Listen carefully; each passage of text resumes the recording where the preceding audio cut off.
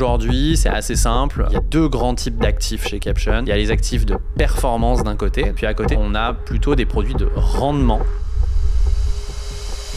Les 70 souscripteurs dans notre premier fonds à 50 millions, on faisait tout à la main. C'est délirant. En fait, les investisseurs aujourd'hui recherchent deux choses. C'est à la fois des actifs qui leur permettent de diversifier leur patrimoine, de la start-up à l'immobilier d'exception en passant par le vin, les véhicules de collection, les montres, etc., etc. Et deuxième chose, un peu à l'instar de ce qui se passe sur des applications de trading où on peut répliquer la performance des meilleurs traders de l'application, c'est avoir des experts auprès de qui se fier pour pouvoir les aider dans leurs décisions d'investissement. Je pense que je suis immanageable. Ma mère a essayé, elle n'a pas réussi. Donc vous êtes 3 founders. Comment tu travailles avec eux? Toi qui es immanageable. La première chose, c'est que on a défini les règles tout de suite. La mission de base, c'était de dire comment on peut aujourd'hui restituer à leur juste valeur les personnes qui bossent tous les jours comme des malades dans les startups. Maintenant, on peut acheter des Rolex et des Tesla. Voilà, donc tu vas entendre dire qu'on a donné notre âme au diable. Je m'appelle Louis Debouzy. Alors que j'ai à peine 20 ans, j'apprends que je ne pourrai plus jamais marcher. Je comprends alors que je vais devoir gagner de l'argent pour avoir au moins le même niveau d'autonomie que n'importe qui. Je crée ma première société, que je développe jusqu'à 250 salariés, avant de la revendre. Depuis, je suis fasciné par ce qui motive les gens à agir. Être dans l'action, partout, tout le temps, c'est ma devise. C'est pourquoi j'ai créé le podcast Cut the Crap. J'invite des gens passionnants et passionnés, des personnes dont le regard s'anime quand elles parlent de leur travail, leur passion ou du projet de leur vie. Bref, des gens qui incarnent l'action et la passion. J'aborde leur parcours en leur posant des questions provocatrices et non conventionnelles. C'est ça, Cut the Crap. Bonne écoute.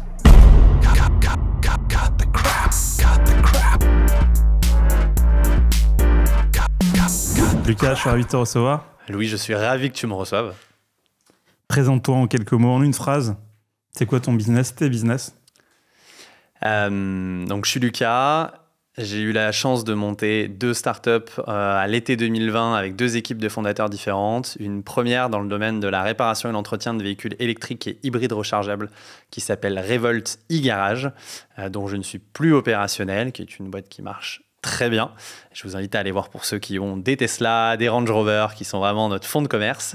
Et à côté de ça, une plateforme d'investissement dans des actifs rares et des actifs exclusifs qui s'appelle Caption. Et donc, c'est comme ça, notamment, qu'on a fini par se croiser. Exactement. Quel type d'actifs? On propose un peu de tout, nous, à partir du moment où c'est quelque chose qui est trouvable nulle part ailleurs. C'est assez simple, notre mission et notre devise là-dessus. Donc, initialement, c'était start-up? Initialement, c'était très start-up. En fait, là où on s'est pas mal fait connaître au début, c'est qu'on permettait à des investisseurs d'avoir accès aux licornes françaises. Comment on avait fait ça? C'est qu'on avait repris le concept de la bourse. En fait, en bourse, quand on n'investit pas dans la société. Donc, nos fonds ne vont pas pour aider la société à se développer. On rachète des actions de gens qui en possèdent. Et on se dit, en fait, c'est bête. On devrait faire exactement pareil sur les startups. Parce qu'aujourd'hui, il y a plein de gens qui veulent investir chez Doctolib, et d'un autre côté, il y a plein d'actionnaires de chez Doctolib qui auraient envie de percevoir la performance de leur investissement, qu'ils soient salariés, business angels, fondateurs, etc. Donc du coup, on a commencé comme ça. À l'époque, Feu, c'était la grande époque de Clubhouse. On avait lancé à la base la plateforme en format code d'invitation. On avait distribué quelques codes à quelques personnes de l'écosystème qu'on connaissait bien. Du coup, ça avait fait un buzz, honnêtement, qui nous avait clairement dépassé. C'était un peu nimp. Et on était passé de, je ne sais plus exactement les chiffres en tête, parce que c'était un moment maintenant, mais on était passé grosso modo de 200 inscrits. Au début, on avait fait une bêta fermée à 200 personnes. On était passé de 200 à 8000 inscrits en 48 heures. C'était un carnage. Alors que les gens ne savaient même pas ce qu'ils venaient acheter derrière. C'était très drôle, mais tu vois, avoir la peur de dire, je vais rater un truc et tout, c'est fou. Et donc au début, on était très start-up. Et puis petit à petit, on a bifurqué sur les produits qu'on propose sur Caption. Et aujourd'hui, c'est assez simple. Il y a 2 grands types d'actifs chez Caption. Il y a les actifs de performance d'un côté. Donc là, on investit souvent en equity pour pouvoir à la fin faire une performance x2, x3, x4 dans un laps de temps, souvent entre 5 à 10 ans. Donc ça, on regroupe ça dans des fonds d'investissement. D'accord, donc géré par notre société de gestion. Puis à côté, sur Caption, là, on a plutôt des produits de rendement, où là, on va financer, nous, 2 grandes catégories d'actifs. C'est soit ce qu'on discutait un peu avant, hors antenne, on finance des stocks de biens premium ou de biens de collection. Donc, biens premium, on va mettre des Tesla, des sneakers, des MacBooks, etc., etc. Ou d'un autre côté, de la collection, œuvres d'art, grands crus, véhicules de collection, montres, bijoux, etc. etc. Donc ça, c'est la première catégorie. Et la deuxième catégorie, c'est du financement de ce qu'on appelle la dette d'acquisition. Donc il y a plein d'entrepreneurs, de dirigeants, notamment en province, qui rachètent des sociétés tous les jours, qui les rachètent entre 500 000 à 3 millions d'euros, qui engagent beaucoup de fonds de leur poche, beaucoup de ressources, et qui en fait souvent ne sont pas suivis par les banques à ce niveau-là, parce que c'est des deals trop petits. Pour autant, c'est sur des boîtes rentables, depuis plusieurs années. Et en fait, voilà, pas. Et en fait, parce qu'en fait, c'est trop petit pour elles. Aujourd'hui, les banques, en plus de ça, elles limitent les effectifs. Donc, en fait, ils ont besoin d'aller sur des plus gros deals. Et eux, ils aiment souvent bien quand c'est une boîte qui en rachète une autre, donc qui fait de la croissance externe, sur lequel le fonds d'investissement qui est dans la boîte ou qui vient dans la boîte, il met du cash. Ce qui fait qu'à la fin, niveau banque, en termes d'analyse de risque, tu te dis, bon, la boîte va bien. Au pire des cas, ça va pas bien et qu'il faut refinancer la boîte, il y a des fonds d'investissement qui vont le faire. Moi, ma dette, elle continue à courir. Au pire des cas, je la rééchelonnerai à ce moment-là. Et là, sur ces plus petits deals-là, tu vois, là, j'en ai un, par exemple, dans le domaine agricole. La boîte fait 2,3 millions de chiffre d'affaires. Elle va être, en tout cas, elle est en discussion pour être rachetée 1,2 million. La boîte, elle fait 15% de rentabilité annuelle, donc le truc déroule. La personne qui la rachète met 400 000 balles de sa poche. À un moment donné, t'es commit, quoi, des skin in the game de chez Skin in the Game. Bah, les 800 000 autres, en fait, ils galèrent à les avoir parce que les banques disent, ouais, mais 800 000 balles, franchement, les gars, vous me faites chier, j'ai pas les équipes pour ça, etc. En plus, je vais te prendre, si je regarde, je te prendrai une caution perso et tout. Et là, t'arrives, tu lui dis, bah écoute, la boîte est bonne, toi, t'es bon, tu commit fort dans le truc, il y a 800 000 balles à mettre, bah en fait, nous, on te le finance. Alors, ça va pas te coûter 6% comme chez les banques, ça va peut-être te coûter 10%. Parce que c'est de la dette privée, on l'appelle, c'est pas de la dette bancaire. Par contre, tu n'auras pas de caution en perso et en un mois, tu peux avoir le cash plutôt que te battre pendant 6 mois avec une banque, quoi. Comment tu sources les deals? Ah, ça, c'est le truc, c'est toujours le nerf de la guerre. Soit c'est des deals qui nous viennent en direct, parce qu'on commence à avoir une certaine reconnaissance du marché sur ces types de produits-là, notamment sur les biens de collection. Ça nous vient assez naturellement en disant, ah bah tiens, j'ai vu que vous aviez financé un stock de grands crus, par exemple. Bah, moi-même, je suis marchand de grands crus, donc ça m'intéresse. Là, on vient de faire un deal sur le financement d'un stock de Tesla. Bah, du coup, on a un autre loueur de Tesla qui nous dit, ah tiens, j'ai vu que tu avais fait ça avec un petit pote. Bah, regarde, lui, il avait 250 Tesla. Moi, j'en ai 180. J'ai aussi envie de grossir. Donc, sur ces actifs-là, c'est vraiment beaucoup d'inbound. Sur la partie dette d'acquisition, là, c'est plutôt du partenariat, notamment avec toutes les petites boutiques de fusion-acquisition qui existent partout en France et qui font ces deals-là et où c'est leur fonds de commerce. J'ai plusieurs potes qui bossent là-dedans, notamment à Lyon, et c'est même eux qui m'avaient mis la puce à l'oreille en me disant, mec, en fait, j'ai vu que tu faisais le truc là sur les biens de collection, tu devrais regarder la dette d'acquise. Et donc eux, en fait, leur but, comme les agences immobilières, c'est quand ils rentrent un mandat, il faut qu'ils ressortent le plus vite possible. Donc, s'ils passent 8 mois à essayer d'aller choper un financement bancaire avec leur vendeur ou leur repreneur, ça ne marche pas. Donc, eux, plus vite ça tourne, plus ils sont contents. Donc, ça, c'est sur les deals de rendement.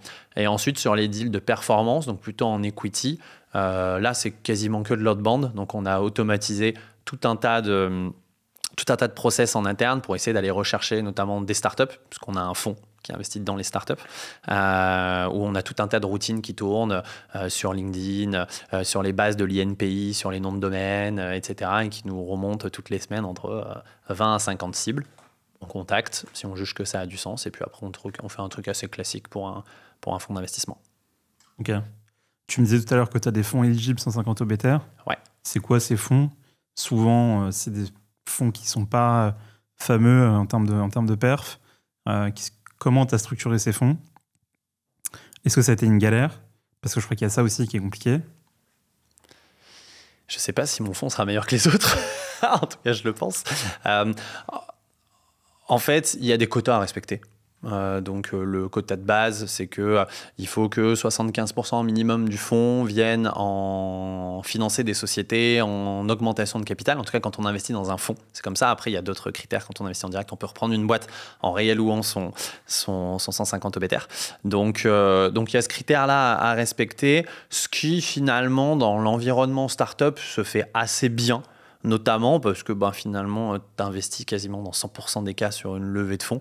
Tu peux aller prendre quelque part en secondaire parce qu'à un moment donné, tu as un actionnaire qui veut revendre, tu es déjà dans la boîte, tu as envie de te reluer et tout, mais au final, c'est 75% de l'actif net de ton fonds. Donc, honnêtement, tu as de la marge, tu as vraiment de la marge. Donc, le niveau structuration, c'est pas si chiant que ça à faire. Après, le sujet, c'est toujours pareil sur ces trucs-là, et ça rejoint ce qu'on disait aussi sur les actifs. Je parlais avec pas mal de fonds de VC et de fonds de PE qui me disaient, nous, on n'a pas fait de fonds éligibles 150 OBTR parce que c'est trop touchy, on n'est pas sûr d'être dans la loi. Non. Honnêtement, c'est pas si compliqué que ça. Honnêtement, 100%, en tout cas de ceux qu'on connaît bien, qui sont aussi sociétés de gestion, les fonds de PI qui font des fonds 150 OBTR, etc. Il y a une note fiscale signée par des avocats de la place qui sont des fiscalistes. Honnêtement, la règle, elle est très simple, c'est ces 75%-là, tu dois réinvestir dans les 2 ans, ça n'avait pas de problème, et ensuite tes fonds doivent être appelés pendant 5 ans maximum. Donc là, il y a un vrai sujet. Parce que tu as beaucoup de fonds de VC. Moi, je sais, mon fonds d'avant, on appelait les fonds sur 10 ans. Et donc la loi dit, enfin en tout cas le code, ça marche pas. Exactement, le CGI dit, en fait, mec, tu as jusqu'au dernier jour de ta 2e année pour signer un bulletin de souscription. Quand tu l'as signé, cette souscription-là, elle va rentrer dans l'enveloppe de ton 150 OBTR. Par contre, il faut que tu verses l'intégralité de ces fonds-là pendant une période de 5 ans. Ce qui fait qu'il y a aussi... Donc, si j'ai 100 000 € à réemployer, je te fais le versement. Je suis bon? Ouais, en fait, moi, tu me signes il faut le que BS. j'attende que toi, à ton tour... Toi, c'est le versement. Toi, ce qui compte pour toi, c'est le versement. Nous, les fonds sont appelés sur 3 ans. Ce qui fait qu'au final, on aurait pu tirer jusqu'à 5. Donc, tu es dans ce critère-là de l'enveloppe. Et souvent... par rapport à ce que tu dis, tu vois, sur les fonds de VC, les fonds de PE qui disent que c'est compliqué pour eux de faire ça, c'est que en fait, de manière générale, dans le PI, venant avant d'une société de gestion institutionnelle qu'on avait montée en étant maintenant sur une société de gestion retail, c'est qu'en fait, il n'y a pas de cohabitation entre les deux. C'est soit tu fais un fonds qui s'adresse qu'à des instits, soit tu fais un fonds qui s'adresse qu'au retail. Tu n'as pas de croisement parce qu'en fait, tu as plein de règles. Sauf si tu fais appel à un feeder. Sauf si tu fais appel à un feeder, et encore, tu vois, les instits, généralement, sur les feeders, tu les as quand même assez peu. Hein. Tu vois, l'instit, généralement, quand il vient financer un truc, tu vois, un gros instit, je sais pas, moi, je prends une banque. Ça va être 5 ou 10. Voilà, BNP, par exemple, en fait, ton feeder Ardian, ils seront déjà chez Ardian. Parce qu'en fait, ils prennent des grosses positions. Donc, souvent, les feeders, ça reste quand même très retail parce que c'est ce que tu mentionnais tout à l'heure quand on en discutait à côté avec Ryan. C'est j'ai envie d'investir chez Ardian aujourd'hui en tant que personne physique ou même que holding patrimonial. J'ai un ticket d'entrée à 10 plaques. En fait, je vais passer par un feeder chez un acteur tiers sur lequel ça va être à partir de 100 000 €. Et donc, du coup, je vais ouvrir la souscription sur ce truc-là. Mais c'est vrai qu'il y a très peu de cohabitation. C'est pour ça que beaucoup de 100% des fonds de venture aujourd'hui, ils vont pas comme ils disent, se salir les mains avec du retail ou avec du conseiller en gestion de patrimoine, etc. Parce que ça nécessite un autre effort commercial. Il faut avoir une tech. Parce qu'honnêtement, mon fonds d'avant, on avait 70 souscripteurs dans notre premier fonds à 50 millions. On faisait tout à la main. C'est délirant. Tu vois, et là, tu passais par Tilia ou... Non, on était nous société de gestion sur ce fonds-là. Donc en fait, on le faisait nous-mêmes en propre. Mais tu vois, tout était fait à la main. Donc 1, tu peux pas te permettre d'avoir 10 000 mecs. 2, tu as quand même un risque d'erreur qui est énorme, franchement. Et tu n'as aucune sur aujourd'hui société de gestion en venture notamment qui a une tech en fait. Et du coup, tu n'en as aucune qui ouvre ses fonds au grand public. Et donc par définition, sur des modèles de fonds qui sont faits pour les instits. Les instits, ça veut que tu appelles les fonds sur le plus longtemps possible. Donc, tu fais sur 10 ans. Mais merde, je fais sur 10 ans, ça veut dire que du coup, ma condition des 5 ans, elle saute. Donc, c'est pour ça qu'il y en a très peu qui le font. Là, j'ai vu que Brega, on avait l'ancien, ils ont fait toute une com et tout sur le 150 OBTR. Je trouvais ça marrant en mode, les gars, on vous fait un cadeau de rendre notre fonds éligible au 150 OBTR. Ça m'a un peu fait marrer. Mais c'est sûr que, tu vois, c'est très dichotomique. Hein. Soit tu fais un fonds instit, parce qu'en plus, eux, ils viennent te renégocier toutes les conditions de ton fonds. Tu vois, ton règlement du fonds, ils viennent te négocier la virgule. Et ils ont raison, en vrai, c'est leur métier. À côté, un fonds retail, en fait, c'est toi qui fais le règlement. Tu essaies de le faire le plus fair possible pour tout le monde. C'est un peu comme si quand tu investis dans une boîte, la boîte, elle te fait le pacte. Elle te dit, tiens, Louis, je te file le pacte. Tu investis, tu peux rien discuter. Ce qui se passe dans beaucoup de cas, d'ailleurs, sauf quand tu es un leader. Mais en tout cas, voilà, c'est vraiment les deux sont très dichotomiques. Donc oui, c'est pour ça que tu as aussi... peu de fonds et peu de produits, ce que tu me disais avant, et tu as raison, tu as très peu de produits, en plus des produits de qualité qui sont éligibles 150 EBTR aujourd'hui sur le marché. Et tout le monde dit ça, tout le monde. D'accord. Toi, c'est quoi ton moteur? C'est quoi qui t'anime? Pourquoi tu as envie de créer des choses, entreprendre, gagner de l'argent, répondre à des solutions, à des problèmes donnés, trouver des solutions? C'est quoi, t'as un truc, t'as un déclic qui t'a... Je sais pas, quand t'étais enfant, t'as une frustration? Ouais, je pense que je suis déjà, je pense que je suis immanageable. Ma mère a essayé, elle n'a pas réussi. Non, c'est vrai que j'ai du mal à pas faire ce que j'ai envie de faire. Déjà, c'est quand même un truc de base, vraiment, et ça se réplique sur plein de choses. La deuxième chose, c'est que moi, j'en parlais dans un autre podcast la semaine dernière. Moi, je viens d'une famille et d'une descendance qui n'a rien par définition, donc personne n'a été propriétaire, que ce soit dans la famille de mon père ou de la famille de ma mère. Jamais personne n'a eu le bac, que des ouvriers, des petits salariés, souvent très syndiqués, très politisés. Donc moi, j'ai grandi vraiment dans cet environnement-là où en fait, tu as 99% de chances de répliquer le même schéma. Et en fait, c'est normal, tu vois, tu grandis à la campagne. Moi, la ville d'où je viens, c'est la plus grande ville du département d'Ardèche, le 07. C'est 17 000 habitants, il y en avait 20 000 il y a 10 ans. Tu as une décroissance de population de dingue, c'est 45% de taux de chômage des moins de 25 ans. Enfin, c'est des villes qui sont perdues, tu vois. Tu sais qu'il ne se passera plus jamais rien dans ces villes. Et ce qui fait que du coup, je pense que... avec tout ce qui s'est passé dans ma famille, dans mon enfance, l'éducation que j'ai reçue et tout, j'ai eu la chance de me dire à un moment donné, bon, en fait, t'es pas trop con, premièrement, et deuxièmement, t'as quand même un truc, une espèce de petit feu sacré au fond de toi où tu te dis, bah, en fait, est-ce que je vais faire comme toutes les autres personnes de mon entourage que je respecte énormément, que j'aime énormément, et est-ce que je peux être capable d'aller plus loin que ça? Et en fait, à un moment donné, tu te dis, ouais, je sais pas si ça a été un déclic, tu vois, instantané ou un déclic un peu latent, mais ouais, je me suis dit... T'as pas conscientisé le truc du jour au lendemain? Pas du tout. Pas du tout, surtout que tu vois, on ne vient pas du tout d'une famille d'entrepreneurs, tu vois.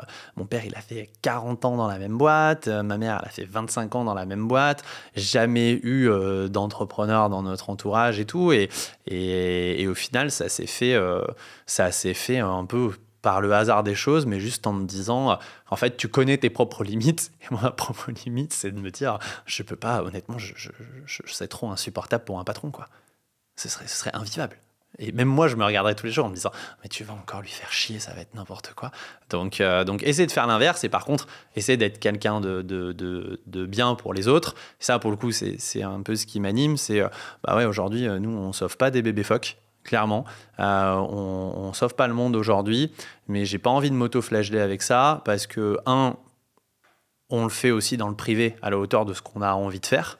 Et deuxièmement, je sais qu'aujourd'hui, ce tremplin-là, c'est vers un autre, ça va m'amener vers un autre business qu'on conscientise pour le coup depuis un moment avec d'autres personnes, où là, on espère qu'il y aura un impact très fort.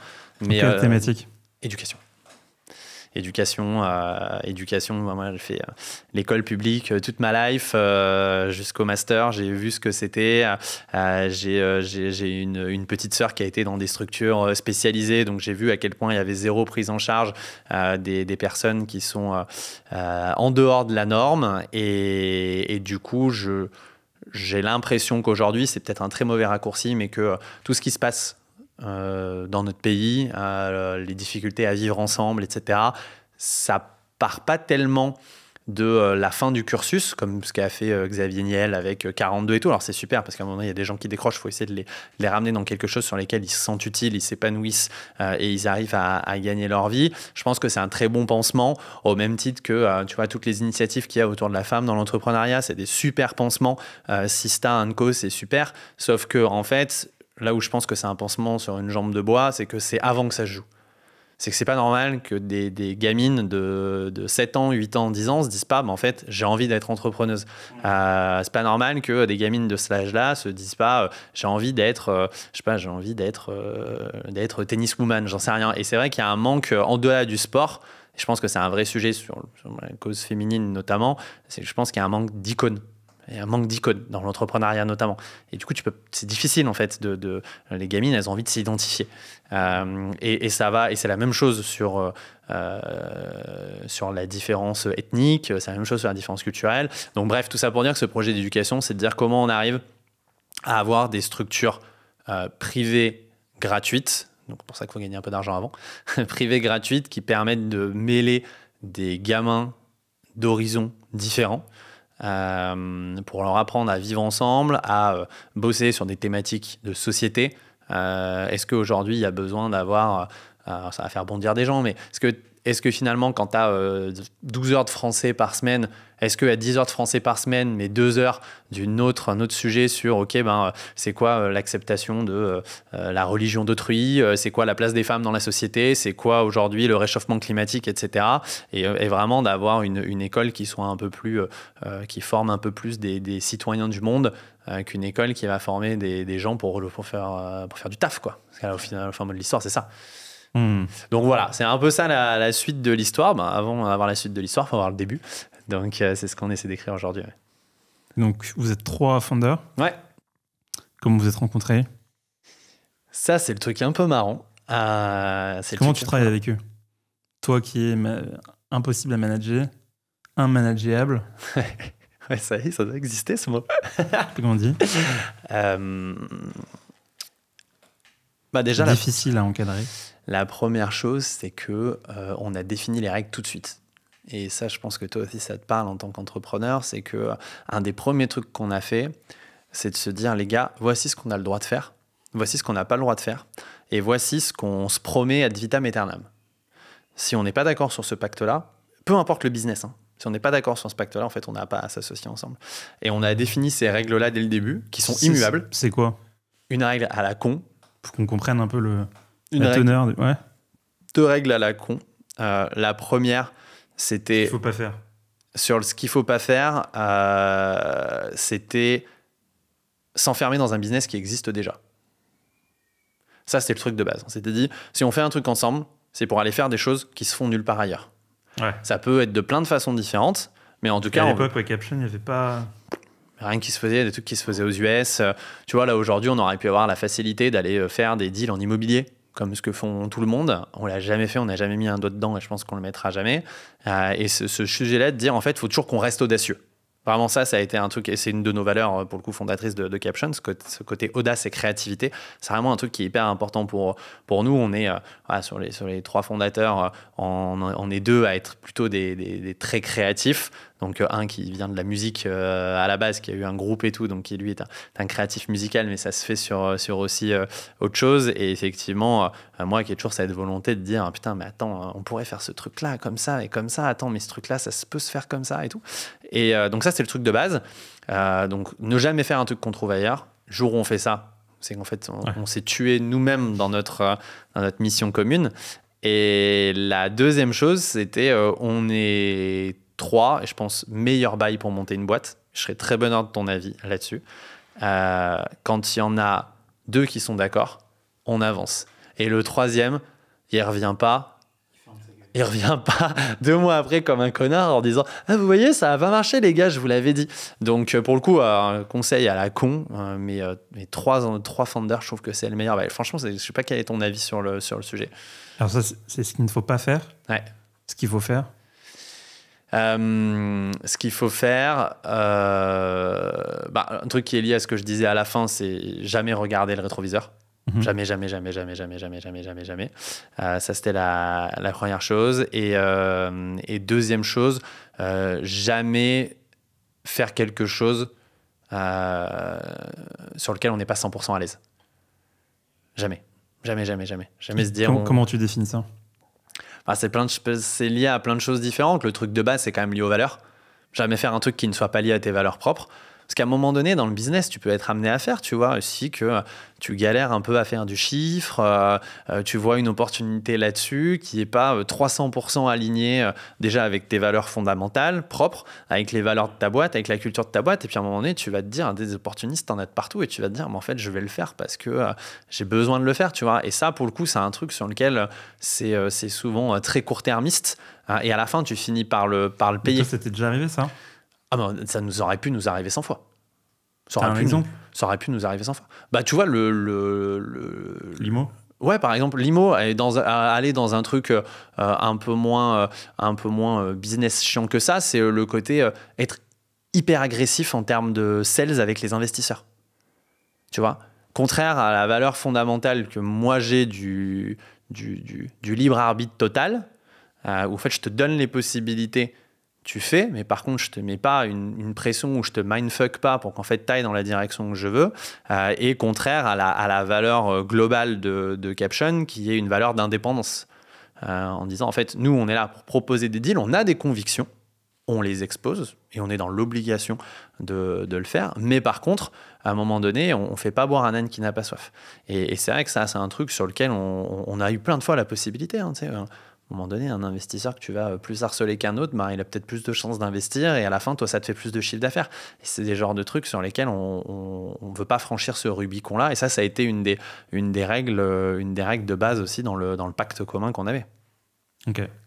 Comment vous répartissez le taf au quotidien? Ça, pour le coup, c'est assez easy. Donc on a Vous avez des salariés? Ouais, on est 12 dans la boîte. 3 founders. Ce qui était très cool au démarrage, c'est que même si avec mon associé Mathieu, on était assez proches en termes de skills, parce que venant du milieu de l'investissement, on a néanmoins des tempéraments qui sont assez différents.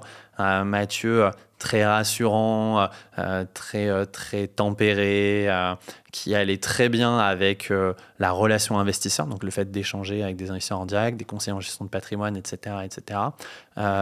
Quentin, qui lui, pour le coup, s'occupe de toute la partie tech et marketing, donc un des rares mecs qui sait aligner des mots dans un contenu et coder des lignes de code, parce qu'avant, il a été CEO de boîte, donc forcément, il a dû se taper à tout faire, donc c'est un vrai 4-4. Et effectivement, moi qui suis plutôt sur le côté sélection des deals et conception de nouveaux produits. Moi, c'est vraiment ce qui me fait marrer personnellement, c'est d'essayer de concevoir de nouveaux produits, à la fois d'un point de vue conceptuel, d'un point de vue commercial, et ensuite toute cette déclinaison réglementaire, légale, juridique, financière et tout. Donc c'est assez, honnêtement, il n'y a jamais eu d'overlap là-dessus. C'est peut-être ce qui fait que ça a bien marché. Ouais. Et on a tout de suite su les limites qu'on pouvait avoir. Et il n'y en a jamais un qui a dit non mais vas-y, en fait je vais garder ce truc-là parce que j'ai un peu d'ego, parce que je pense que je peux être capable de le faire, etc. Tu vois, comme le founder, comme le CEO à la base, non CMO ou non CPO, qui a envie de garder la main sur le product et sur le market. Ça, c'est un truc que j'avais vu 1 milliard de fois par le passé dans des boîtes que j'ai rencontrées et que je revois encore aujourd'hui. C'est le truc sur lequel il faut être capable de dire, en fait, les gars, je sais que là-dessus, je fais le début parce qu'il faut kicker le truc, mais après, par contre, ce sera plus moi. Et c'est ce que je pense que fait que ça a bien marché, ouais. Même dans des moments difficiles, hein, parce qu'on a vécu des moments difficiles comme tout le monde, hein, tu vois, mais il n'y a jamais eu, tu vois, il n'y a jamais eu un mot plus haut que l'autre, il n'y a jamais personne qui a boudé, qui s'est dit, en fait, je suis plus à ma place, vous me prenez de haut, etc. En fait, il n'y a jamais eu ce truc-là, donc ça, pour le coup, je touche du bois, ça fait quand même 3 ans, donc... Comment vous fonctionnez? Genre, vous avez des objectifs, à 6 mois, à 2 ans? C'est quoi la vision? Ouais. La vision, pour le coup, c'est un truc qu'on a écrit très vite. On a fait les bons élèves là-dessus. Le projet d'éducation fait partie ou non? Non, c'est autre chose. Le projet d'éducation ne fait pas partie de cette vision. Il sera... Non, clairement, il ne fait pas partie de cette vision-là. Et ça, tu veux le faire avec l'un de tes 2 associés? Non, ce sera probablement un autre. Un autre encore, ok. Ouais, ce sera probablement un autre, si ça doit arriver. Et c'est vrai que nous, on a écrit très tôt mission, vision et valeur de boîte. C'est un des premiers trucs qu'on a fait. Et ça, on l'actualise tous les ans. Comment tu fais pour avoir une vision au commencement d'un projet? Écoute, j'en sais rien de manière générale. J'ai pas de book là-dessus. Ce qui est sûr, c'est que nous, la vision de base la mission et la vision d'ailleurs, mais la mission de base, pour parler de ça, parce que c'est la question que tu posais, aujourd'hui, elle n'a rien à voir avec ce qu'elle était hier. Donc, comme quoi, on peut réussir à faire évoluer la mission quand on est avec des personnes qui sont dans le même état d'esprit que celui qu'on peut avoir. Finalement, à la fin, on peut changer la destination finale. On sait qu'en fait, on a juste envie d'y aller ensemble, peu importe où on va. C'est un peu le côté Pékin Express, quoi. Et tu vois, la mission de base, c'était très social, voire limite un peu politique. c'était de dire comment on peut aujourd'hui restituer à leur juste valeur les personnes qui bossent tous les jours comme des malades dans les startups. Donc, c'était de dire comment on peut permettre finalement d'inverser un peu le rapport de classe au sein des boîtes entre les travailleurs à qui on va donner des stock options en leur disant tu vas pouvoir gagner beaucoup d'argent demain, les founders d'un autre côté et surtout les investisseurs de l'autre, donc le méchant capitaliste, tu vois. Donc ça, c'était vraiment la mission de base. C'est pour ça que notre but, c'était d'apporter de la liquidité aux salariés de boîte. Et maintenant, on peut acheter des Rolex et des Tesla, quoi. Voilà, donc tu vas entendre dire qu'on a donné notre âme au diable. Alors là, je vais te dire que je sais que mon karma, il est mort, c'est fini. C'est fini. Et tu vois, et ce qui est marrant, c'est qu'aujourd'hui, ça a complètement évolué, où la mission d'aujourd'hui qu'on a, c'est de permettre aux investisseurs de faire que l'investissement alternatif ne le soit plus pour eux. Donc d'avoir une allocation. Ouais, puis tu finances des porteurs de projets. Et à la fin, on parlait des mecs qui ont des parcs de Tesla, des stocks de Rolex ou des stocks de bijoux. Ouais. Tu peux te dire que tu as toujours un côté social là-dessus. Pour te rassurer, tu peux toujours te dire ça. Mais non, mais tu vois, c'est ce qu'on se dit sur la dette d'acquisition que je vous parlais tout à l'heure. Moi, mon gars là, qui met 400 000 balles pour acheter une exploitation agricole, en vrai, tu vois, c'est quelqu'un qui met tout ce qu'il a là. Il va prendre un risque de malade, marié, 3 enfants, etc. Et en fait, tu te dis, ce mec-là, si tu le traites pas et que tu l'aides pas, tu vas pas l'aider gratuitement, mais je veux dire, à la fin, il va peut-être passer à côté du rêve de sa life qu'il a peut-être depuis 15 ans, tu vois. Donc oui, il y a toujours à partir du moment où tu finances des boîtes, hein, tu le sais en étant business angel aussi à côté, à partir du moment où tu finances des boîtes, tu finances avant tout des hommes avec un grand H. Donc, Ouais. Ok. Super.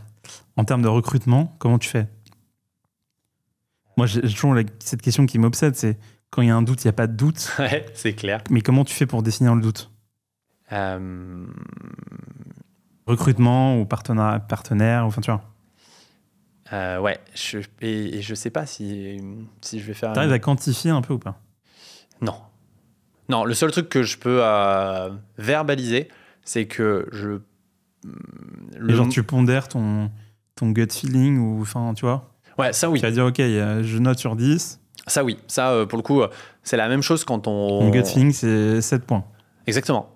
Pour le coup, quand on recrute ou quand 3, on veut investir dans une startup, par exemple, avec notre fonds d'investissement, systématiquement, on a une scorecard. Systématiquement. Et la scorecard numéro 1, elle est soft skills. Donc, elle est subjective au possible. Mais d'un autre côté... On peut pas quantifier ce truc-là. Pour moi, c'est inquantifiable. C'est une question qui m'obsède, tu vois. Ça me fait chier. Je sais pas, il y a des gens qui ont écrit sur le sujet. Je sais même pas, je te pose la question. J'ai lu plein de trucs sur le sujet et en vérité, la conclusion, c'est que c'est vachement subjectif. Donc, c'est forcément influencé par des biais culturels, socio-économiques, forcément. Et pour le coup, tu vois, c'est marrant ce que tu dis parce que moi, je sais que j'ai un énorme biais. Alors, j'ai réussi à passer outre. C'est que j'aime bien financer des gens qui n'ont pas suivi un parcours classique. Être financé ou recruter des gens qui n'ont pas suivi un parcours classique. Parce que, en fait, tu as le syndrome. Tu vois, j'avais fait un post LinkedIn là-dessus qui a plutôt pas mal marché. Ça m'avait fait marrer parce que je ne pensais pas. Combien de likes ? Putain, je sais plus. Je crois que c'était énorme. Je crois que c'était 600 ou une connerie du genre. C'était énorme. C'était n'importe quoi. Vraiment, je m'y attendais pas. C'était de dire, en fait, aujourd'hui, on dit que la tech, c'est que des mecs blancs, blablabla.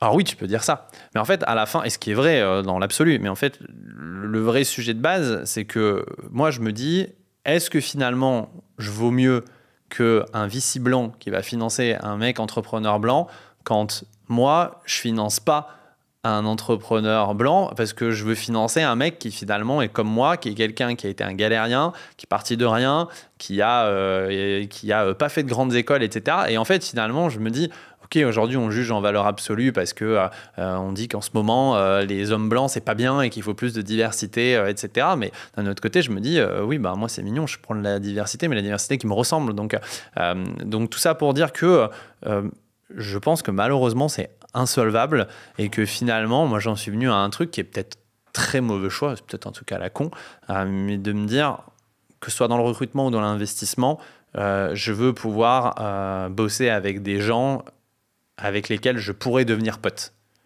Et vraiment, ça devient un truc de base pour moi, même dans le taf. En fait, je veux me dire, cette personne-là, si demain, je lui laisse mon appart, je sais qu'en fait, je peux revenir et que tout va très bien. Je sais que si demain, cette personne-là, je l'appelle parce que j'ai un service à lui demander, je sais qu'elle sera susceptible de le faire. Et t'as beau me mettre la meilleure personne en face du monde, Top Gun, machine de guerre et tout, finalement, si je sens qu'il n'y a pas cet alignement-là, alors qu'il reste ultra subjectif, mais j'irai pas. Et c'est là où ça biaise ma scorecard. Parce que ma scorecard, je dis ouais, super, alors faut que t'aies minimum 80 sur 20 pour pouvoir passer à l'étape d'après. Mais au final, quand je te mets une note sur ok, humilité, écoute, créativité et tout, bon, au final, la note, je la mets alors que je sais déjà à la fin de me dire lui, il faut pas qu'il soit en dessous de 80. Elle, par contre, il faudrait qu'elle soit 85. Donc, non, c'est un peu biaisé, mais je suis d'accord avec toi, j'aimerais bien, mais je pense que c'est impossible. En tout cas, moi, et en fait, je sais pas, la différence de toi, t'aurais envie de vraiment l'objectiver à mort? Ouais. D'accord. Et en termes de rendement, est-ce que effectivement les mecs ou les nanas avec qui tu pourrais être pote, à qui tu pourrais donner tes clés, performent? Est-ce que tu veux que le pilote de la Formule 1 il batte le record? Ouais. Et en fait, le mec, il est imbuvable, c'est un enfoiré de ça. Mais en fait, tu t'en branles parce que ton objectif, c'est qu'il arrive à battre le record. Moi, ce ne sera pas le cas. Ce sera pas le cas parce que je sais qu'en fait, à un moment donné, je vais me sentir mal. Ouais, moi, je pense comme toi, tu vois. Et qu'après, je vais me dire, en fait, même cette personne-là, elle finira par se sentir de trop. Mais tu vois, en disant ça, je me demande si, donc moi, j'ai une famille très à gauche, etc., si je suis pas influencé en disant ça. Tu vois, je suis en mode, on est tous gentils, les cuicuis, les petits oiseaux, etc. Ok, mais à la fin, en fait, on s'en branle, le mec il est gentil ou pas, mais est-ce qu'il a battu le record? Ouais. Charles Leclerc, il est très sympathique, en fait, on s'en branle, tu vois, genre, c'est peut-être pas ça le sujet. Ouais, c'est moi en tout cas, je sais que pour le coup, pour avoir aussi, tu vois, entraîné des équipes de foot et tout, je sais que je suis pas capable, encore une fois, pour l'instant, de passer ce truc-là. Peut-être qu'un jour, je le serai, mais en fait, je sais pas si j'ai envie de devenir comme ça. Et j'aimerais bien, tu vois, comme toi, être capable de me dire, moi, j'y arrive pas. On arbitre tout, tu vois, on objective. J'aimerais bien me dire, en fait, j'aimerais bien arriver là, mais d'un autre côté, je me dis, est-ce que finalement, ça nous ressemble, tu vois? Bah, en fait, je suis pas certain, tu vois. Bon, il y a plein de deals que je l'ai passé parce que je m'entendais pas avec les... De ouf, mec. Je m'entendais pas, je sentais pas de... Pas de feeling particulier avec le mec, ouais. Mais je suis mille fois d'accord. Mais je suis d'accord. Et après, je me dis, mais... tu vois, si j'avais dit ça, je sais pas, à ma mère, elle me dirait, mais... Enfin, en fait, on s'en fout. Et tu places ton oseille, c'est pas... Ah, mec, ok, il est pas super gentil, il est pas super drôle. Mais tu vois, si on prend du recul. Ouais, après, je pense qu'il y a d'autres... je pense qu'il y a d'autres trucs sur lesquels on peut placer son oseille sans attendre un feeling particulier. Par contre, il y en a certains sur lesquels... mais en BA, en VC, c'est un peu le... C'est ce que je veux dire, c'est un peu le principe, quoi. Ouais, après, quand tu mets dans un fonds qui fait de l'investissement en bourse, tu vois, je m'en fous un peu, tu vois. Mais quand au final, on est sur... C'est autre chose. Ouais, c'est ça. Je pense qu'en fait, faut savoir où est-ce qu'on met... C'est pas le même jeu, quoi. Exactement, je suis d'accord, c'est pas le même jeu. Et quand moi, je sais qu'aujourd'hui, je bosse 80 heures par semaine sur ma boîte, 80 heures par jour sur ma boîte, et que je vais aussi impacter le quotidien des gens, parce que normalement, c'est sympa de se regarder en tant qu'entrepreneur, mais tu sais que les gens qui sont chez toi, en réalité, de manière relative ou absolue, ils se défoncent autant que toi. Bah, en fait, je me dis que j'ai pas envie, moi, de me sentir mal vis-à-vis d'eux et eux de se sentir mal vis-à-vis de moi, tu vois. Je me dis, en fait, à un moment donné, les gars, il faut que ce soit naturel, et pour que ce soit naturel, il faut qu'il y ait ce gut feeling à la base, et bon, bah, on se trompe, des fois, on se trompe pas. Et tu vois, l'erreur qu'on a faite, pour le coup, parce que c'est la question que tu posais à la base, c'est comment on fait pour recruter. C'est le moment où on a commencé à sortir d'un premier cercle. Les premières personnes qu'on a recrutées, c'était que des personnes, soit qu'on connaissait directement, et ou avec qui on avait bossé, et ou avec qui une personne de confiance avait bossé. En fait, on a construit le début de la team comme ça, on a fait les 5 premières personnes comme ça. Là, tu parles de Caption ou de la... Je parle de Caption, ouais. Alors l'autre, c'était complètement différent. L'autre, on était 8 associés à la base, et il n'y en avait que 3 qui se connaissaient. Ouais, et on était allé chercher les 5 autres qu'on connaissait ni d'Adam ni d'Eve. Une partie qui est partie, une autre qui est arrivée. Donc c'était du rétrofitting. Au tout début, c'était du rétrofitting, ouais. En fait, on allait choper des vieilles bagnoles des années 80 qu'on transformait en électrique, on refaisait tout l'intérieur, on mettait du bois, etc. On en faisait des bagnoles ultra haut de gamme, ultra chères. Et en fait, après, on est venu sur le business d'entretien et de réparation parce que c'est ce qui collait mieux à notre mission, justement. Et en fait, ouais, au tout départ, on était 3, on allait chercher 5 mecs. On s'est dit, bon, on va en perdre sur la route. On en a perdu 4. Et il y en a 2 autres qui sont venus, un mec que je connaissais depuis hyper longtemps et une autre personne qu'on connaissait, pareil, ni d'Adam ni d'Ève. Mais c'est vrai que tu vois, sur Caption, pour le coup, j'ai vraiment senti un gap le moment où on a commencé à dire, allez, on va élargir un petit peu le cercle, on va commencer à avoir des process de recrutement un peu plus standards. On savait que sur Caption, on voulait jamais monter à 50-100 personnes. C'est vraiment pas ce qui nous fait kiffer. Vraiment, on sait qu'on prendra plus de plaisir à ce moment-là. Et du coup, on avait encore la possibilité d'avoir ce côté-là très network au final et j'ai senti qu'il y avait eu un gap à ce moment-là et je pense que c'est une erreur qu'on a faite et qu'avec le recul je referai pas sur une boîte. T'as déjà viré des gens? Ouais, c'est dur, c'est pas fun.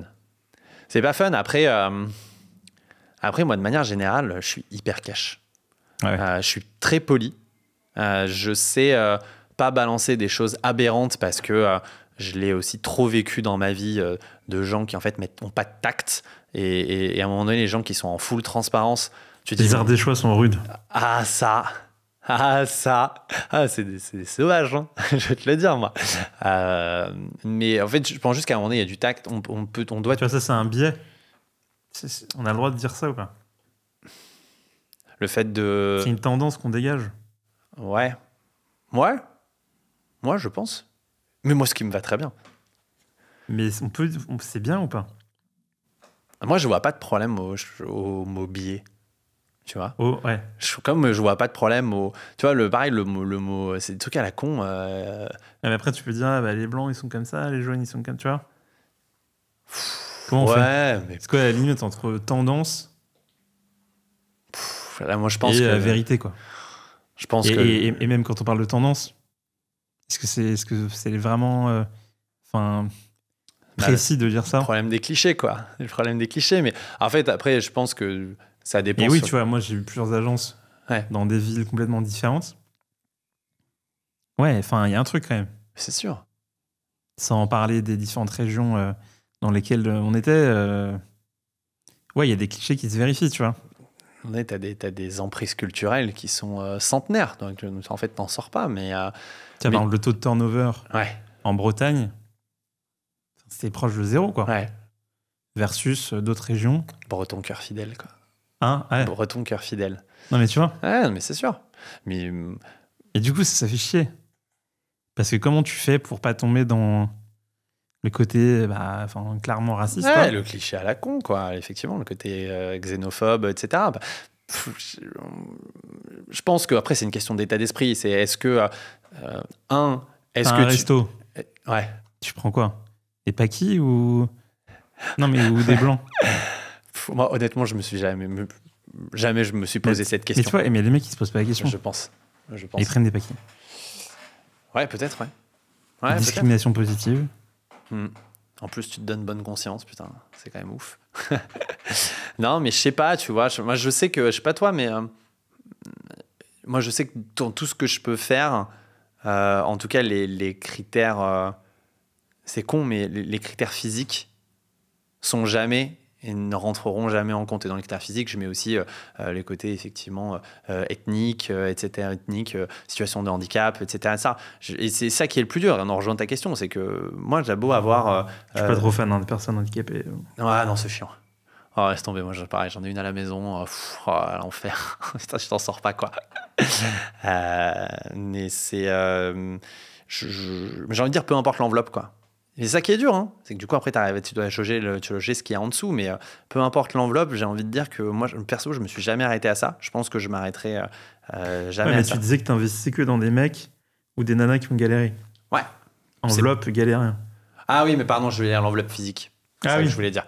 Je parlais effectivement, je n'investirai jamais sur une personne, que ce soit, comme tu reprends l'exemple, que tu prennes un cuistot Paki, Black, Rebeu, Blanc, Fudge, etc. Je m'en balèque. À partir du moment où le mec en dessous, il a vraiment ce même ADN que celui que je peux avoir. Tu as le choix entre 100 personnes qui ont galéré, 100 personnes qui n'ont pas galéré.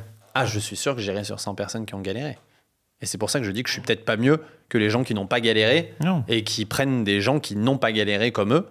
Parce que voilà, ils sont venus de familles aisées, qui viennent des mêmes lieux, qui ont fréquenté les mêmes écoles. En fait, c'est pour ça que je ne sais pas si je suis mieux qu'eux, hein, honnêtement. Alors, ça fait beau sur le CV de dire moi, j'aime les minorités, j'aime les gens qui sont différents et je reproduis pas l'oligarchie. Mais bon, à la fin de l'histoire, tu te dis est-ce que tu vaux mieux qu'eux? Parce qu'en fait, tu finances pas vraiment la différence.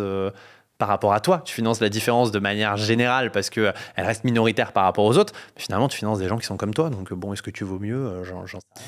Ouais, mais comme toi, dans une masse plus grande. Ouais.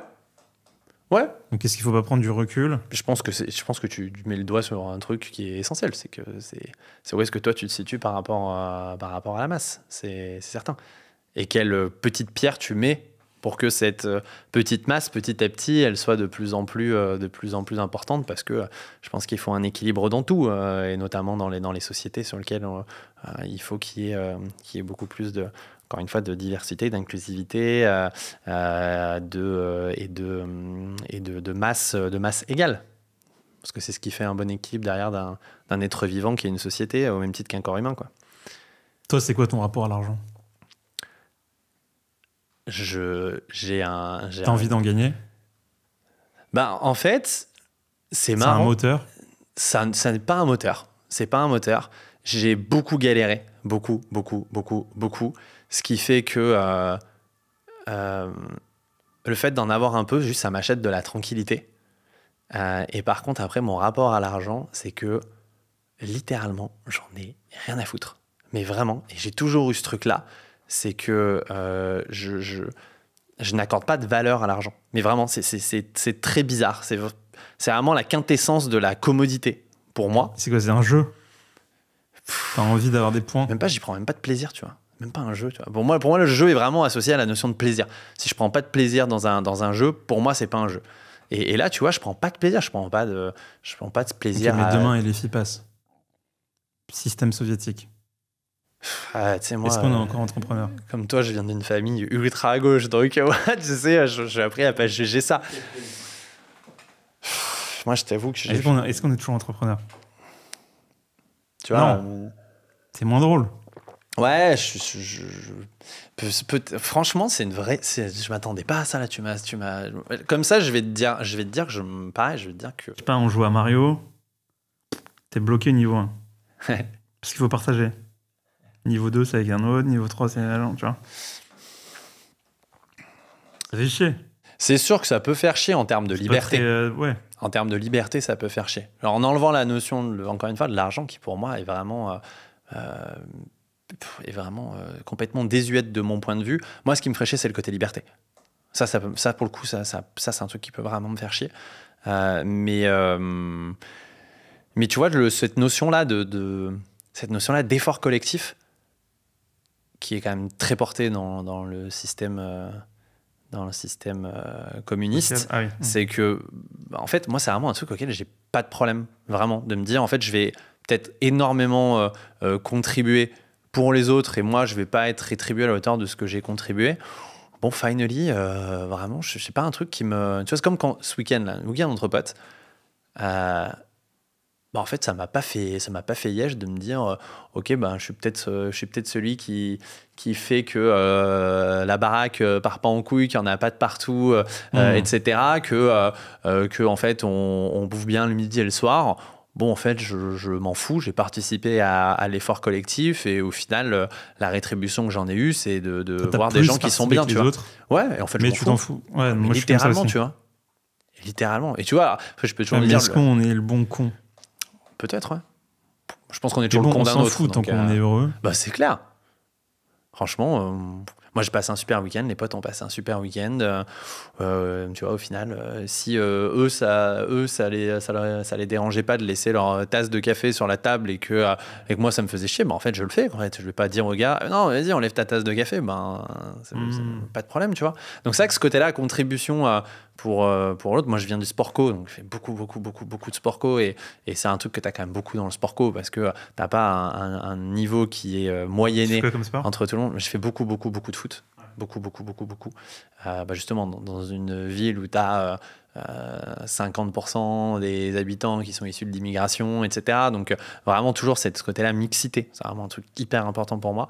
Et une des scènes, je me rappellerai toujours toute ma vie, c'est les mois d'août, quand on reprenait la saison de foot et qu'il faisait nuit à 22h et que c'était le mois du Ramadan et que le soir, on se retrouvait avec toute l'équipe où les mamans des potes avaient préparé à bouffer pour tout le monde, on allait se poser au milieu du terrain et en fait là les mecs partageaient leur bouffe, étaient hyper contents, on parlait de tout et de rien et tout. Ça, c'est vraiment des trucs qui m'ont, je pense, forgé aujourd'hui comme être humain. Et tout ça pour dire que dans le sport co, c'est vraiment ça, c'est que tout le monde n'est pas au même niveau. Donc à un moment donné, il faut aussi accepter de dire que par moment, c'est toi qui vas être down, les autres qui vont contribuer pour toi, et puis dans d'autres moments, c'est toi qui vas contribuer pour eux. Et à la fin, est-ce qu'il y en a qui tirera plus de laurier que d'autres? En fait, probablement pas, et c'est très bien comme ça, tu vois. Ouais, bien sûr. Donc me dire demain je contribue pour gagner la même chose que quelqu'un qui en fait n'a pas la capacité de bosser ou qui a un job mais qui est peut-être plus pénible que le mien et de me dire qu'en fait il y a une partie que j'ai moins de revenus pour que cette personne-là gagne la même chose que moi, en vrai, je sais pas si ça me ferait chier. C'est très extrême, hein, mais je sais pas si ça me ferait chier. Si on revient à Caption, comment tu fais pour trouver tes clients? Qui sont tes clients? Des particuliers? Ouais, particuliers. Nous, des CGP?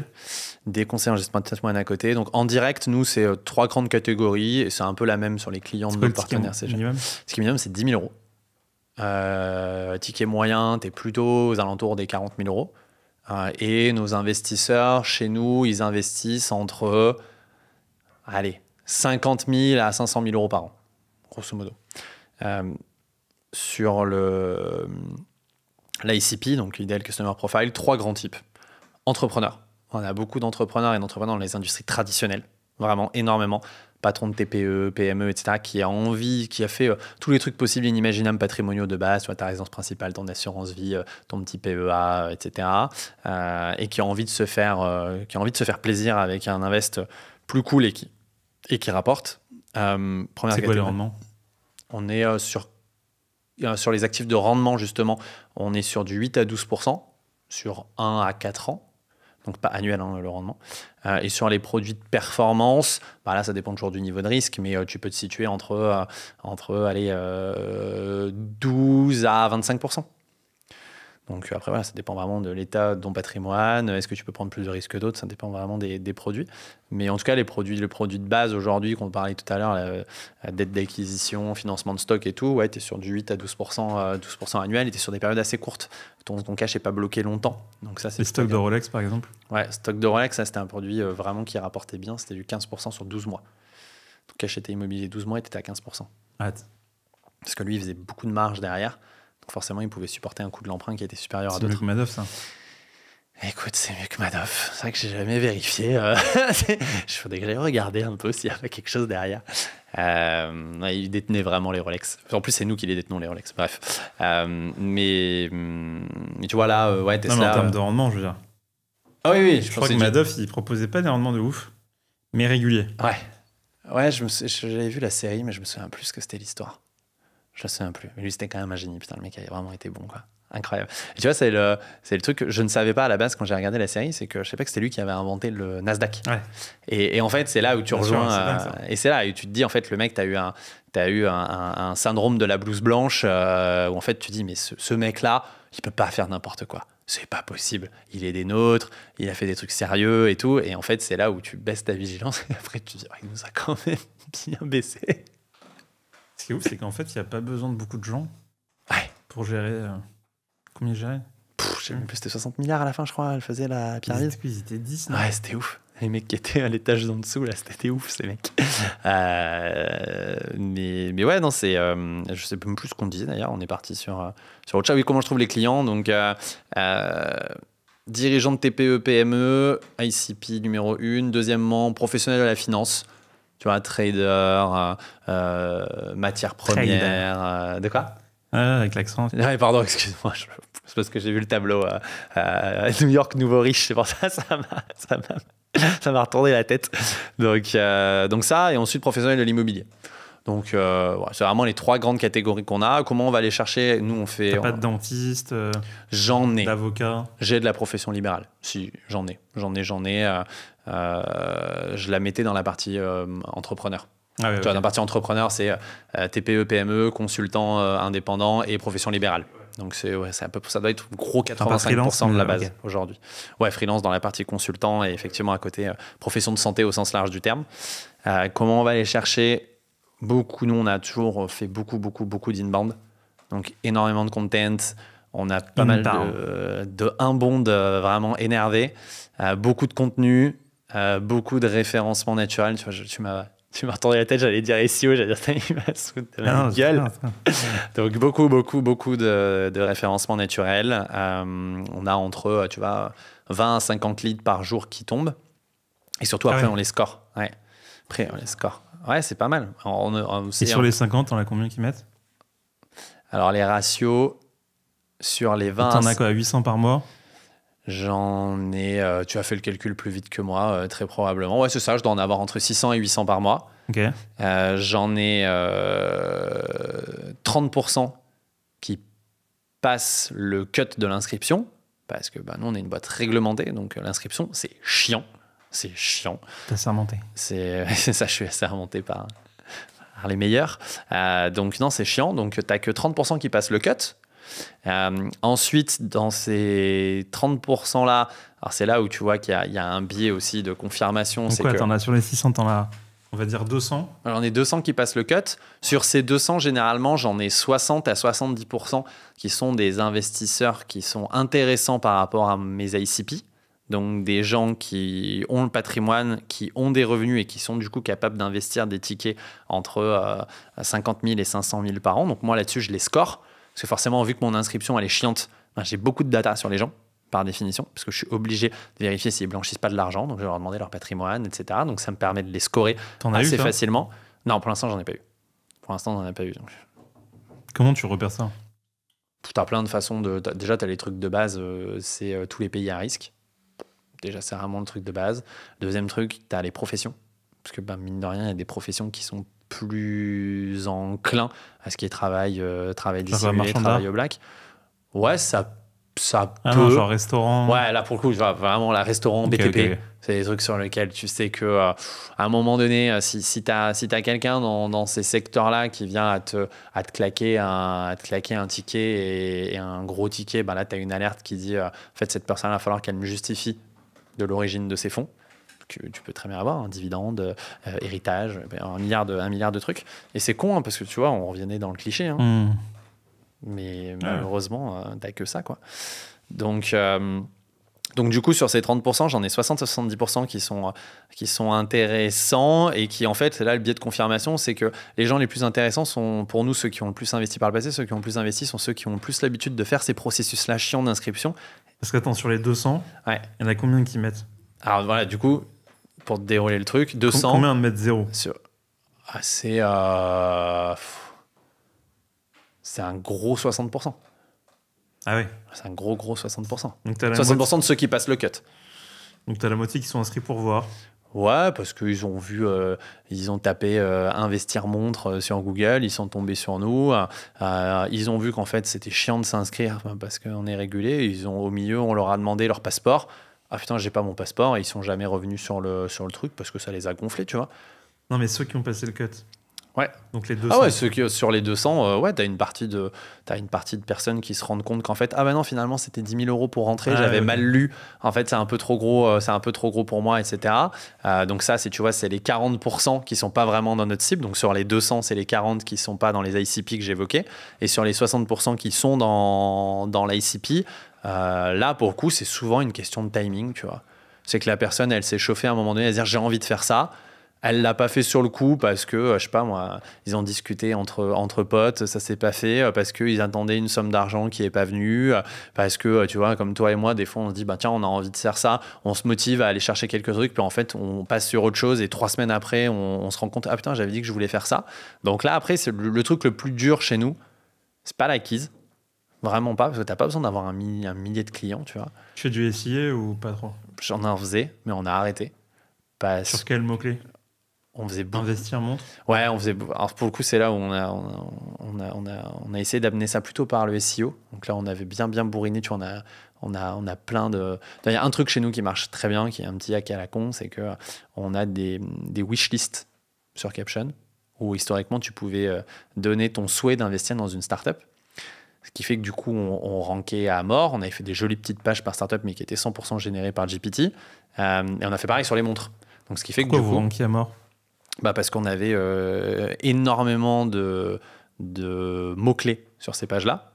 Donc, c'est vraiment organique. On avait beaucoup de gens qui, au final, venaient interagir avec ces pages-là. Et au final, ça remontait dans l'algo Google en disant, tiens, sur cette page-là, il y a l'air d'y avoir quelque chose d'intéressant. Donc, vas-y, je te remonte en page 1. Et puis, tout en haut de la page 1, on a fait pareil, tu vois, sur les montres. On a fait une wishlist de montres. Moi, je préfère investir dans, je sais pas moi, une Aquanaut de Philippe Patek que dans une Submariner de Rolex. Donc, ça, c'est un truc qu'on a beaucoup fait. Et pour nous, le plus dur, c'est le nurturing. Et c'est de réussir à faire passer l'investisseur à l'action et étendre sa LTV. Ça, c'est vraiment nos 3 trucs de base. C'est comment je fais que les gens... Sur les 100 là qui restent, ouais. Combien il y en a qui sont des repeats? Alors, à stade de repeat, je ne vais pas te l'avoir là en tête, mais... C'est plutôt one shot? Non, c'est très peu de one shot. C'est très peu de one shot. J'arrive, je mets 50 000 balles et puis... Et en fait, tu vois, c'était beaucoup plus one shot dans les deals equity. Parce que quand tu as mis 50, tu vas peut-être rester bloqué pendant 4 ans, 5 ans, 7 ans, 8 ans, t'en sais rien. Peut-être que tu vas juste pour Doctolib ou Blablacar. Exactement. Mais pas pour une autre boîte. Ouais. Ça peut complètement être le cas. Okay. Alors que là, sur les actifs de rendement, par exemple, bah en fait, vu que tu reperçois du capital tous les mois ou tous les trimestres, ou des intérêts tous les mois, tous les trimestres, bah en fait, tu te refais un stock réinvestissable. Et en fait, du coup, tu as beaucoup plus de repeat. Vraiment beaucoup plus. Et du coup, tu étends la LTV de manière drastique, tu vois. Nous, on avait une LTV qui était à 6 mois. C'est incroyable ton truc là. 15% en un an. Ça, honnêtement, ça c'était un produit. Là, on revient là. C'est un produit ouf. On en redemande là. Ah bah ouais, on y va, ouais. J'ai pas assez de montres à proposer. C'est ça le problème, c'est que j'en ai pas assez. Mais non, ouais, ça en chance, c'était un produit ouf. Et même, tu vois. Là, les invests, devaient être. C'était prévu que ce soit un an. De quoi? C'était prévu que ce soit un an. C'était un an, max. 15% minimum. Mais risqué de ouf. Et en fait, c'est toujours risqué. Mais c'était un lot de montres Rolex, Daytona, qui étaient gagés. Donc ça veut dire que... C'était des montres d'occasion? C'était des montres d'occasion, ça toujours, mais bon, expertisé. Enfin, nous, on finançait c'est un marchand là-dessus qui nous faisait les stocks. Donc lui, il a sa boutique. Il a acheté 100 montres? Ouais. Alors, et quoi, il les revend Ouais, c'est ça. En fait, il a acheté 100 montres et derrière, il les revendait derrière avec du coup du plus de 15%. Donc, ce qui fait qu'il n'avait pas de souci, lui, à assumer ça. Mais en tout cas, un produit à 2 chiffres sur du 1 non, on parlait de la LTV. Ouais, et la LTV, ouais, pardon. On parlait de la LTV, effectivement. Nous, la LTV, avec ces produits-là, c'est vraiment considérablement accru, à la fois en termes de durée, donc le moment entre le premier et le dernier investissement d'un investisseur, mais aussi en termes de montant investi dans le temps. Les gens aujourd'hui investissent beaucoup plus. Ça augmente? Ah, mais c'est sans commune mesure. En fait, investir dans un club deal... Je mets 50 000 pour les Rolex, puis la deuxième fois 100 pour... Ah non, pardon, excuse-moi, j'avais pas compris le ça, c'est moi, j'avais pas compris le ça augmente. En fait, pour moi, le ça augmente, et je te répondrai à ta question après avec plaisir. Le ça augmente, c'était entre les club deal equity qu'on faisait historiquement, VS aujourd'hui l'investissement dans un fonds qui est diversifié ou un produit de rendement. Ça a augmenté de manière considérable. De quel ordre? C'est du entre x5 à x10. Donc quelqu'un qui mettait 10 000 euros sur un club deal equity, c'est quelqu'un qui met entre 50 à 100 000 euros sur un fonds ou entre 50 à 100 000 euros sur un produit de rendement. Même les produits de rendement, souvent, on est même sur des montants beaucoup plus importants parce que c'est du placement de trésor. Et donc là, vous allez sur les fonds de dette?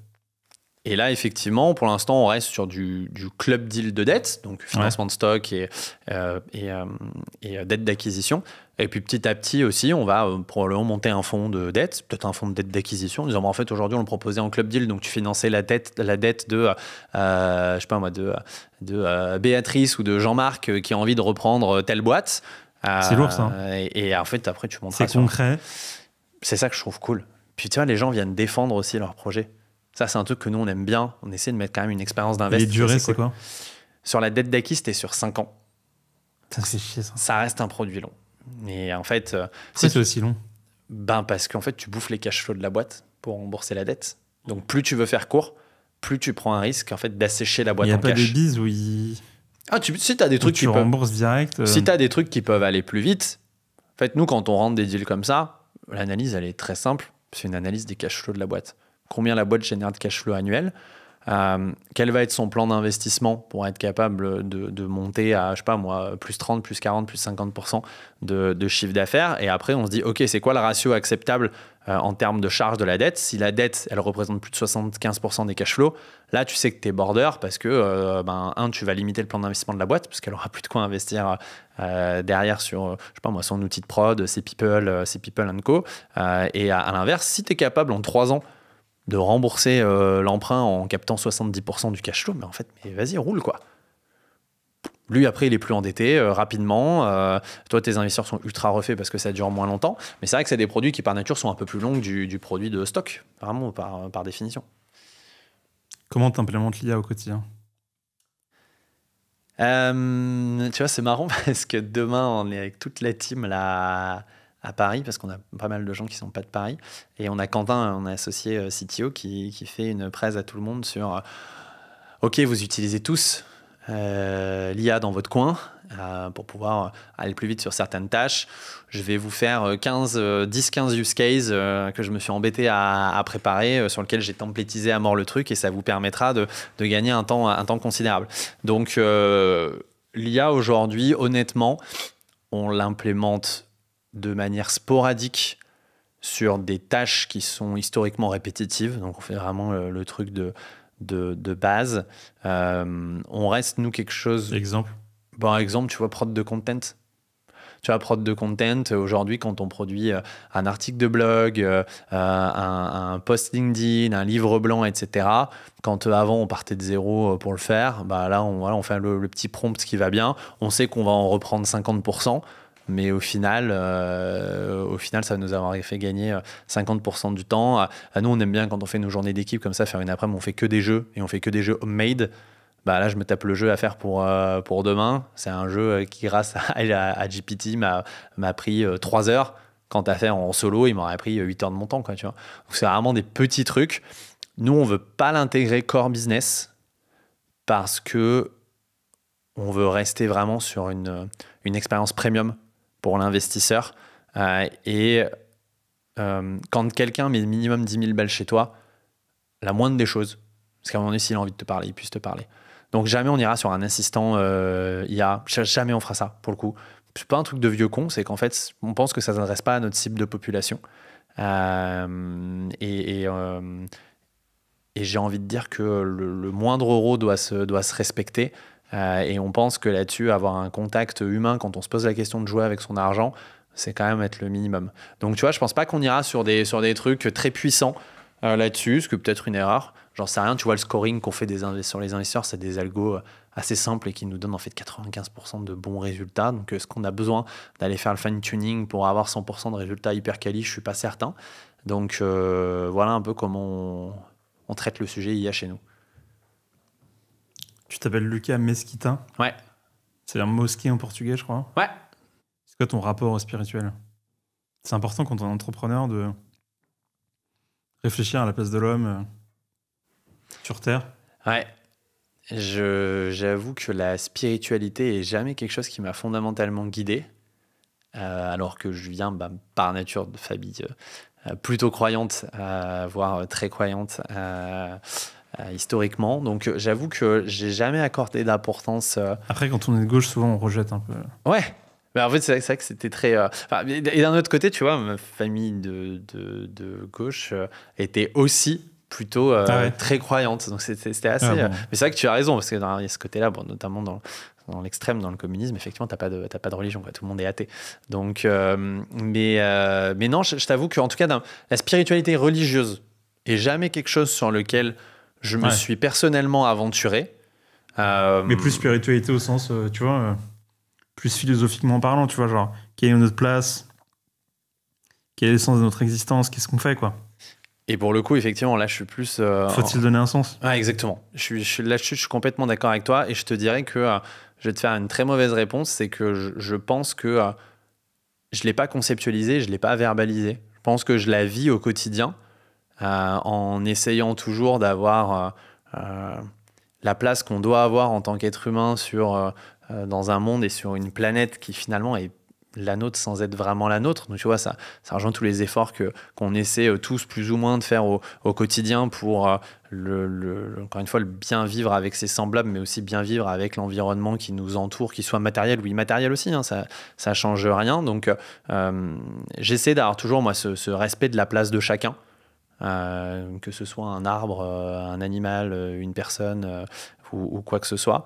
Et de manière générale, je sais pas si c'est une table. Une table. Toi, tu es bien à ta place. Je ne vais pas te brusquer, tu vois. Après, tu vois, qu'est-ce que j'étais en train de dire que j'ai le truc un peu bête et ça fait très Miss France de dire ça et ça c'est très cliché. C'est de dire j'essaie de faire chaque jour. Attention, ça fait très cliché de dire que ça fait Miss France. Exactement. Je suis 100% d'accord. C'est un peu le côté, j'essaie de faire le bien au quotidien sur des petites actions, tu vois, des trucs tout bêtes, mais tu passes devant un SDF dans la rue, je sais pas, tu lui dis bonjour, quoi. Je sais pas, je veux dire, c'est quand même juste le minimum. Tu passes pas en baissant la tête, en faisant semblant d'écouter. Je sais pas, tu vas dans n'importe quel magasin, tu as quelqu'un qui te sert, tu lui dis merci et bon courage pour votre journée. Je sais pas, tu vois, des trucs, en fait, où tu essaies à la fois d'être altruiste, mais aussi juste de tenir compte de l'autre. Voilà, je pense pas que ça réponde exactement à la question. Je suis pas allé pourtant j'adorais la philo à la fac, vraiment c'est un truc que j'adorais. Je me suis fait boiter à mon bac, ça m'a pété le moral sur la philosophie de manière générale, mais comment t'as eu? J'ai tourné toute l'année à 18. Mon prof, c'était fusionnel avec mon prof et je me suis tapé un 6 au bac de l'espace, alors que j'avais pas tellement fait un truc plus dégueu que d'habitude, tu vois, peut-être pas meilleur que d'habitude, mais ouais, du coup, ça m'avait un peu fait bader, quoi. Alors, j'adorais ça, la philo, je trouvais ça vraiment génial, mais ouais, ça m'avait un peu pété le moral. Ça m'a un peu fait perdre ma quête de spiritualité et de profondeur d'esprit à ce moment-là, et du coup, j'ai monté une boîte dans la finance. Oh, putain, c'est à cause de ça. C'était ça le trigger. Pourquoi, quand on est entrepreneur, on veut que ce soit toujours gros, profond, énorme? Moi, j'ai pas ce truc-là. Il y a un complexe, un peu. Moi, honnêtement, franchement, moi, j'ai pas ce truc-là. Vraiment. Ouais. J'ai pas ce truc-là parce que je pense que je suis trop feignant pour être capable de gérer un truc énorme. Et j'avais un peu eu ça par le passé. Je jouais plutôt pas trop mal au foot parce que j'avais commencé très tôt, donc bon, c'était assez facile. Et en fait, je pense que si tu jamais allé plus loin, parce que j'étais trop feignant. Et je pense que ça existe encore aujourd'hui. Et tu vois, tous les mecs... Mais là, tu gères combien aujourd'hui? Tu vois, on gère... ça, on a fait 50 millions en 2 ans. Et là, maintenant, on va être sur 60 à 100 millions par an. Tu vois, mais en fait... C'est pas mal. Ouais, c'est pas mal, mais tu vois, c'est pas la course, quoi. Ouais, c'est pas un but. Non, c'est pas un but. Tu vois, le but, c'est d'essayer de dire comment on arrive vraiment à faire un truc différent des autres, comment à la fin on va réussir à le revendre, qu'on le revende 100, 300, 1 milliard, on s'en fiche. Et comment on peut faire surtout, comme on disait tout à l'heure, d'être dans les clous de ce qu'on a envie de faire. Ce qu'on a envie de faire, c'est pas gérer une boîte à 300 personnes, ni même à 50 personnes. Donc c'est sûr que si on arrive à 30 personnes à faire 1 milliard sans perdre notre ADN, en fait, on y va, tu vois. Mais jamais on a monté un BP en se disant, vas-y, il faut que l'année prochaine, ça fasse x10, tu vois. Jamais on a dit ça. On s'est toujours dit, comment on peut faire pour monter un BP et gagner de l'argent. Ça, c'est toujours ce qu'on a fait. Mais par contre, le côté énorme, moi, je sais que tous les trois, pour le coup, on l'a pas. Et je pense que c'est pour ça qu'on se rejoint. Je pense qu'on l'a pas pour des raisons différentes. Mais moi, clairement, je suis trop feignant. Est-ce qu'il y a un truc qui te révolte? Il y a un truc vraiment qui t'anime? Dans le business ou de manière générale? De manière générale. Pareil pour tes associés, tu vois.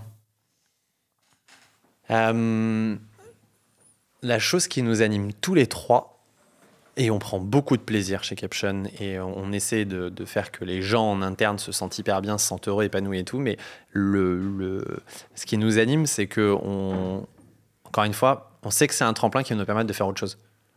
Tu vois? Et tous les trois. Tu vois, Quentin, il veut monter un studio de musique.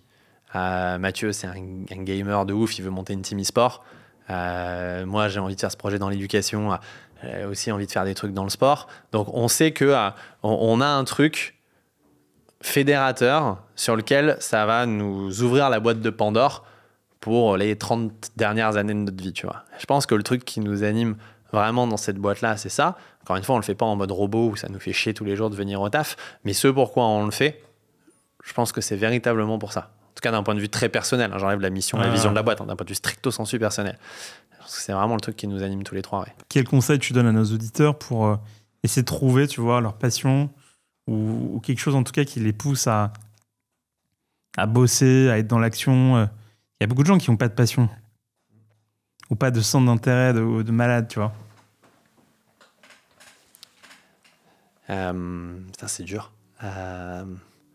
Ou est-ce qu'il y a des gens qui, ouais, c'est comme ça, pas de passion? Moi, je dirais que je pense qu'il ne faut pas... il n'y a rien à faire. Et... Voilà, en fait, je pense qu'il ne faut pas céder à cette pression de se dire il faut une passion obligatoirement parce que sinon on passe pour, je sais pas moi, le triste de l'histoire. Il faut avoir un gosse à 30 ans, etc. Encore une fois, sous ces sujets-là, je pense que ça reste de l'imaginaire collectif, ça reste une espèce de pression plus ou moins importante, sociétale, ethnologique, etc. Et à défaut, alors pour vivre une vie tu vois, épanouie, sans vouloir casser la baraque, alors là, mec, pour être heureux, tu vois, comme tu fais.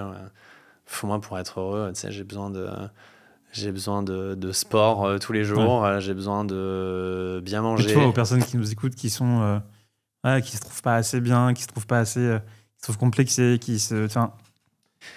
Le problème, c'est que là, je vais aller dans les vœux pieux, tu vois, et dans la discussion de comptoir. Donc, je pourrais faire les mêmes trucs que mon pote Anthony Bourbon, à dire il faut se dépasser, il faut se faire confiance, etc. Ce que je pense vraiment fondamentalement, parce que je l'ai aussi vécu, et comme tout le monde. Donc, s'accepter, accepter du coup d'être différent des autres sur certaines choses qui restent très, très, très difficiles, de pas tenir compte du regard de l'autre. Donc, je pourrais sortir un paquet de trucs comme ça à la fin. J'ai envie de dire que pour moi, le truc de base, c'est de s'entourer, quoi. C'est de s'entourer. Peu importe les personnes, peu importe les activités, peu importe les êtres vivants. Je voyais ton chien là-bas. Je pense qu'en fait, le sujet, c'est juste d'être capable de trouver des personnes avec qui on peut partager ça. Mais après, il y a des personnes à qui l'isolement va très bien. Donc, j'avoue que je suis trop... c'est peut-être nos côtés de gauche qui nous rejoignent, mais je suis trop tolérant pour être capable de dire, en fait, il faut faire comme ci, il faut faire comme ça. En fait, chacun le vit comme il doit le vivre. C'est hyper compliqué de juger le truc des autres parce que t'es pas à leur place. Et en fait, si ça leur va bien, ça leur va bien. Et après, ouais, des fois, se donner un coup de pied au cul. J'ai été trop feignant longtemps. Je me suis mis des coups de pied au cul parce que je l'ai bien voulu. Si d'autres veulent pas le faire, ils veulent pas le faire. Et peut-être qu'ils voudront le faire dans 2 ans, dans 3 ans, dans 5 ans, quoi. Mais c'est dur, c'est vrai que tu vois, tu me fais une réponse toute pourrie pour conclure. J'espère que vous n'êtes pas allé jusqu'à ces minutes-là du podcast et que vous vous êtes arrêté avant, parce que là, je vous ai sorti un truc. Avant, on aurait pu avoir la même au PMU du coin, quoi, tu vois, avec un petit Ricard, quoi. On n'a même pas de Ricard. Hein. C'est ça, ce que j'allais dire. En plus, on n'a même pas de Ricard. Et toi, je te retourne la question, du coup. Je te la retourne. Moi, j'aime bien l'idée d'être toujours dans l'action, tu vois.